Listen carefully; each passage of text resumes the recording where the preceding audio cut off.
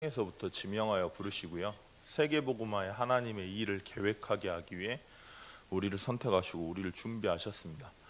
처음 저는 제 인생을 돌아볼 때 참 힘들었습니다. 그냥 하루하루 사는 게 힘들고요.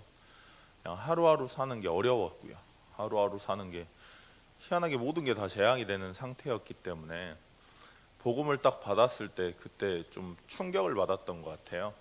그래가지고 충격을 받다 보니까 그때 이제 그 충격에 의해서 열정이 나와가지고요. 그때 진짜 미친 듯이 막 뛰었던 것 같아요. 미친 듯이 헌정을 갖고 사람도 막 만나고 다녔고 시간만 나면 그냥 뭐 현장 가서 복음 전하고 막 이랬거든요. 근데 분명히 나는 복음이 맞는데 상대방을 보면 답답한 거예요. 왜 그럴까 몰랐죠 이제. 근데 그때는 전도사도 아니었으니까요. 근데 제가 좋은 복음이 맞으니까 열정이 넘치니까 그거 가지고 이 사람들한테 답답한 거죠. 이 사람들을 볼 때. 그러니까 말을 하게 되는데 말씀을 듣고 이 사람이 살아나야 되지 않습니까? 근데 살아나는 게 아니고 복음은 맞는데 이 사람이 이것 때문에 막 눌리는 거예요. 힘들어하고. 그러다가 그 상대방이 저를 볼 때 그럼 증거가 있냐? 증거도 없어요. 근데 이제 답답하니까 막 쏟아내는 그것 때문에 더 힘들었던 거죠. 왜 그러나 이제 지금 돌아보니까요. 지금 가만히 보니까 복음을 받아서 충격은 받았는데 실제 내 안에 있는 상처와 내면의 그런 것들은 그대로 가지고 있는 상태에서 충격만 받다 보니까 그 열정으로 뭔가를 했던 것 같아요. 왜 이야기를 하냐면 오늘 서론에 말씀하셨습니다. 하나님의 선은 인간을 인격적으로 창조해서 하나님과 교제하는 데 하나님의 선이 있고, 하나님의 인자하심은 우리가 솔직히 구원받을 만한 조건이 없지 않습니까? 근데 그런 나를 구원하셔서 그런 나를 인도하시는 그 하나님의 구원의 인자하심이 있고, 그 하나님이 연약하고 부족한 우리를 붙잡으셔서 세계복음화의 일을 이루어 가시는데 하나님이 있다는 겁니다. 근데 이걸 제가 놓쳤던 것 같아요. 복음을 받아서 충격은 받았지만 그냥 충격이니까요. 열정도 있었는데 내 내면의 상처와 내 내면의 그런 질환, 질병들, 정신질환 그 끼 같은 거죠. 그런 거는 그대로 놔둔 상태에서 복음을 덮어버리니까 아마 그런 게 아닐까 이런 생각 해봤습니다. 사실 신앙생활의 기준은요, 저희가 아니고 하나님이세요. 진짜 여호와의 선하심과 인자하심, 여호와께서 우리를 창조하셔서 인격적으로 교제하기를 원하시는 여호와의 선과, 그리고 여호와께서 구원하셔서 우리가 약하고 부족하지만 구원하셔서 우리와 함께 하시는 그 여호와 하나님이 보인다면 어떻게 될까요? 실제 복음이 이제 누려지는 거죠. 거기에서 이론이 아니고요. 실제 이 복음이 실제 내 인생에서 누려질 때 사실 기도가 됩니다. 하나님이라는 존재가 보이고 그 하나님이라는 존재를 통해 진짜 내가 누구인지. 우리 다 연약하잖아요. 그죠? 우리 다 문제 많잖아요. 우리 다 영적 문제 많잖아요. 근데 그런 나와 상관없이 나와 영원히 함께 하시고 나를 세계복음화의 주역으로 부르시고 하나님께서 우리와 교제하기를 원하시고 우리를 구원하신 그 하나님 앞에 내가 선다면은 진짜 내가 보일 겁니다. 그리고 뭔가 내가 보이면서 하나님의 은혜 아니면 안 된다고 인정이 되고 무릎 꿇게 되겠죠. 복음이 복음으로 누려질 때 사실 기도가 되는 거고요. 기도가 될 때 복음이 실제 누려집니다. 누림이 없다 보니까요. 문제와 어려움과 사건과 답답함이 딱 오면 내 안에 감춰져 있던 내 안에 각인이라고 표현하죠. 내 안에 있던 게 그때 딱 튀어나오는 겁니다. 영적인 치유라고 하는 건요, 하나님이 실제로 나와 함께 하심을 확인이 될 때, 그리고 말씀을 통해서 정리가 될 때, 그때 사실 치유가 되는 것 같아요. 하나님이 어떤 존재인지 실제 내게 부딪힐 때, 실제 믿어질 때, 그때부터 사실 많은 게 달라지더라고요. 일단 상대방을 보면 답답하게 보이지가 않습니다. 제가 저희 아버지 보면 정말 답답했거든요. 복음 처음 알고 나서 너무 답답한 거예요. 왜 인생을 저렇게 살까? 왜 인생을 저런 식으로 살지? 그러면 주위에 친구가 아무도 없을 건데 왜 저렇게 살까? 그때는 제가 말하면 아버지 죽어요. 근데 진짜 하나님이 나와 함께 하신다. 하나님이라는 존재 있지 않습니까? 오늘 서론에서 이야기하신 것처럼 하나님이라는 존재로 자꾸 내 마음이 가는 거죠. 하나님과 함께하고 하나님이 실제로 나와 함께 하시는구나 믿어지고 이게 되니까요. 점점 제가 치유가 되는 거예요. 다른 말로 말하면 내가 편해지는 겁니다. 뭐 다른 거 없거든요. 그냥 내가 편해져요. 예은이 이야기를 할 수밖에 없는 것 같아요. 근데 참 저는 이 친구한테 고맙습니다. 환경이 참 어렵잖아요. 열손이어가지고 뭐 청소년 신학원을 이 친구가 간대요. 근데 솔직히 제가 걱정이 되는 겁니다. 왜냐하면 다른 아이들 같은 경우에는 부모님이 있어서 부모님이 훈련비 대주잖아요. 근데 예진이랑 예은이 같은 경우에는 그게 없으니까 걱정이 이제 되는 거예요. 혹시나 또 비교하다가 주눅 들까봐. 근데 이제 청소년 신학원 자기가 간다니까 은혜잖아요. 그래서 이제 거기 목사님한테 청강으로 좀 하면 안 되냐고, 불신자에서 온 애들인데 경제적인 그런 부분이 좀 부족해서 한다 했더니 그 목사님이 오케이 하셨거든요. 근데 어떤 분이 저한테 돈을 주셨어요. 갑자기.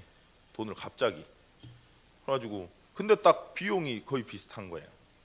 그리고 예전에 또 제가 돈을 빌려드렸대요. 어떤 분한테. 좀 기억도 안 나는데 근데 그분이 갑자기 또 돈을 갚으시는 거예요. 근데 딱 그 비용이 애들 딱 청소년 신학원 2명을 보낼 수 있는 비용으로 딱 나는 거죠.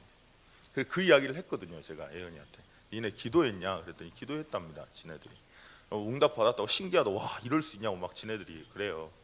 근데 이 친구한테 그 말을 했더니 뭐라 하냐면 그게 전 너무 고마운 거예요. 뭐라고 하냐면 그 중고등부 사역하시라고 주신 건데 예진이랑 예은이 우리만 혜택을 받아서 너무 죄송한 것 같다고 그러면서 하는 이야기입니다. 자기들이 어른 되면 꼭 갚을 거라고. 그게 너무 고마운 거예요.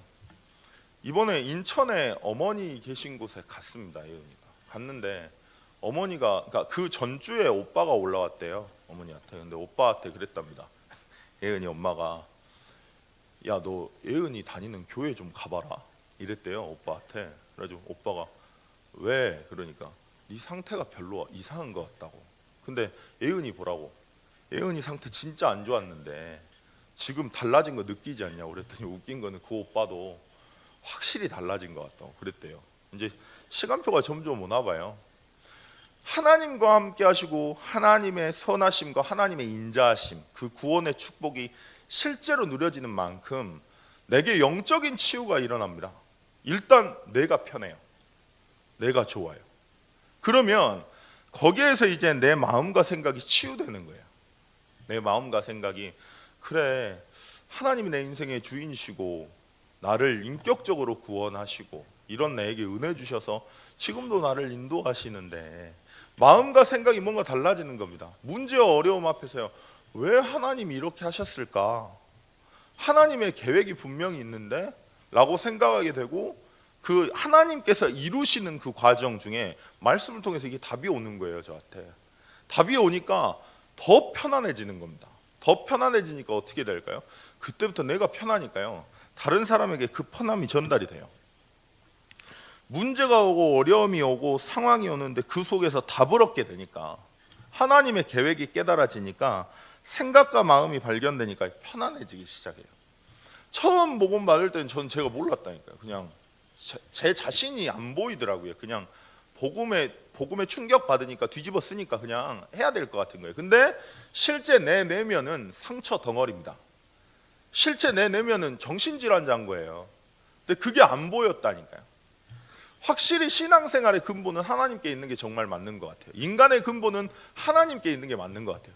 하나님과 함께하면 함께할수록 하나님을 바라보면 바라볼수록 우리 존재의 유인인 하나님이 확인되면 확인될수록 나오는 게 뭐냐면 이런 내가 이해가 돼요. 이런 상태인 내가 이해가 돼요. 눌리는 게 아니라 이런 상태인 내가 이해가 되니까 그래서 하나님이 아니면 안 되는구나. 그래서 그리스도가 아니면 안 되는구나 나오고 이게 나오니까 다른 사람을 볼 때도요 이해가 되는 겁니다. 아, 이 사람도 그럴 수밖에 없는 거구나. 그래서 하나님께서 인자하심과 선하심으로 함께 하신다 약속하신 거구나. 저는 신앙생활은 실제라고 생각합니다. 그냥 메시지에서 나와서 뭐 하나님 뭐 이거 말고요. 실제 내 인생에서 하나님과 함께 누려지는 만큼 일단 여러분들이 편하실 거예요.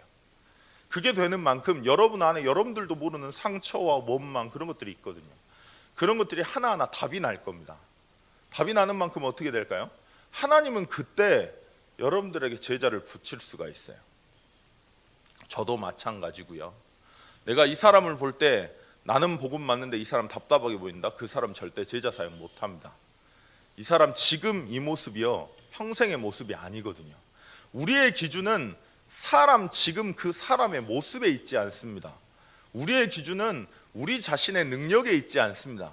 우리의 기준은 어디에 있냐면 여호와께서 선하시고 여호와께서 인자하시고 그 여호와께서 이루시는데 우리의 기준이 있습니다. 오늘 한번 생각해 보시면 어떨까요? 정말 나는 어떤 신앙생활을 하고 있는지. 혹시 예전에 저처럼 복음으로 충격받아서 열정은 있는데 막 그 열정으로 하다가 다른 사람이 다치거나 힘 빠지거나 그러고 계신지, 아니면 실제 하나님이 나와 함께 하신 그 영적인 축복이 내가 실제로 누려져서 내가 편안하고 내가 답이 나고 실제 내 모습이 보이고 그런 내가 열정으로 막 움직였구나 이런 내 자신이 보이고 그래서 하나님의 은혜가 필요하다고 더욱더 하나님과 함께함을 누리고 있는 상태인지 점검하셨으면 좋겠습니다. 저는 그래서 너무 감사한 것 같아요. 저희 교회에 온 것이 지금 목사님이 계속 복음만 던져주셔서 그런 나를 확인할 수 있게 해주셔서 참 감사한 것 같습니다. 오늘 다시 한번 생각하는 시간 됐으면 좋겠습니다. 여호와께서는요 선하십니다. 그 선이 어디냐? 인간과 인격적으로 교제하는 데 있습니다. 여호와께서는 인자하십니다. 그 인자하심이 어디에 있냐? 이런 나를 구원하셨어요. 그리고 이런 나를 이미 세계복음화의 주역으로 부르시고 내가 해야 될 역할이 있기 때문에 나를 부르셔서 오늘 또 이루시고 계시는 과정인 겁니다. 사실을 알고 내 마음과 생각이 하나님께 있을 수 있도록 기도하는 시간 됐으면 좋겠습니다. 기도하실 텐데요. 오늘 호남 동문 순회 캠프 예비 캠프로 진행됩니다. 그래서 8시 30분에 교회에서 출발하는데요. 실제 복음의 비밀이 누려지고 실제 드러난 문제가 아니라 숨겨진 문제를 보고 근본 문제에 대한 해답을 줄 수 있는 전도자들이 양육되는 시간 될 수 있도록 오고 가는 모든 발걸음에 하나님의 은혜를 달라고, 그리고 모든 훈련 일정 위에, 그리고 우리 교회 전도 캠프 그리고 집중 훈련 위에 하나님의 은혜를 부어달라고 잠깐 기도하시겠습니다.